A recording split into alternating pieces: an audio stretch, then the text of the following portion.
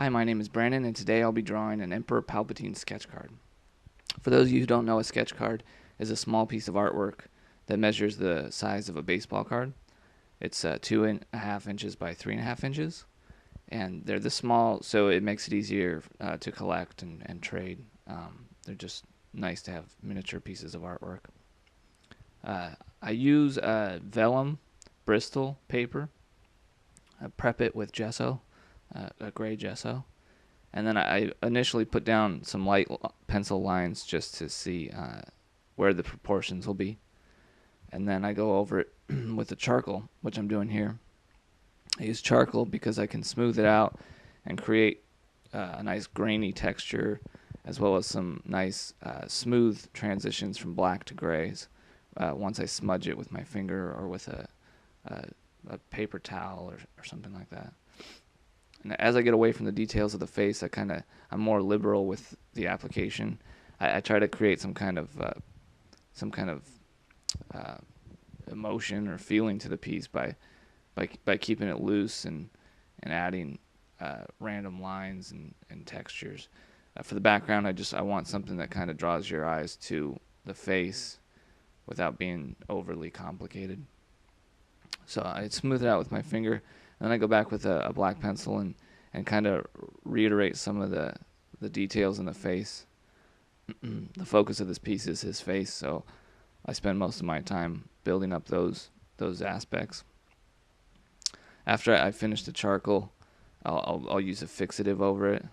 I didn't videotape that, I cut that out, but fixative to keep it from smudging later on. So after the black pencil, I'll use a white Prismacolor pencil just to get an idea of where I'll be putting the highlights, where the highlights belong. And I make minor adjustments at this stage and throughout the stages. I think I move his right eye up a little bit. It's down a little bit too far, just small things. As I'm looking at the reference, I can see if things aren't matching up.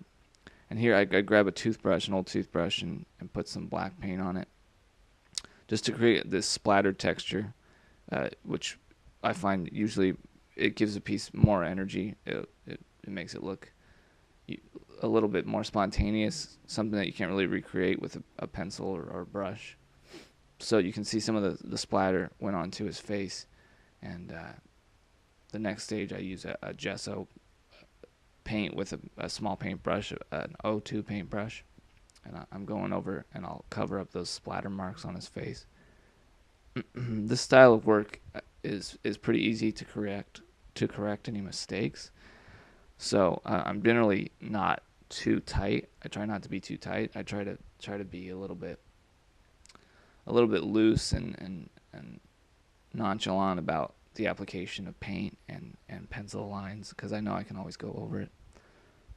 So right now I'm still building up. I'm not too detailed with these highlights. I'm just kind of building them up from gray to white with a couple layers of gesso, and then going back to black and trying to find where the shadows drop. Then I grab my airbrush, and the airbrush was clogged. I forgot to clean it the last time I ran it, so you can see I have a little bit of difficulty getting the consistency in the spray. And I think I actually spray a little bit too much here down by his chin. You'll see splat out right there.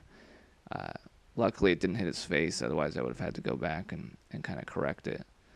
It landed in a good spot, which is smart. You should always spray off the paper onto a scratch piece of paper, just in case stuff like that happens, especially if you have a cheaper airbrush like I do.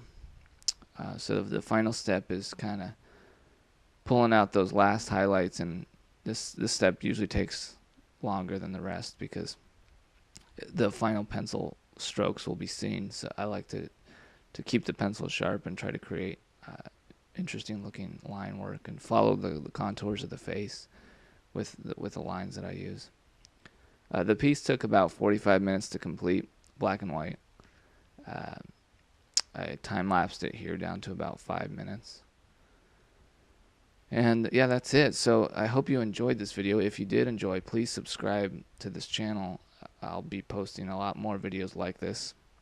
And if you'd like to see more of my artwork, you can visit my website, which will be down in the description below. It's just www.brandonkenney.com. Thank you. I appreciate you stopping by, and I hope to see you back here in the future.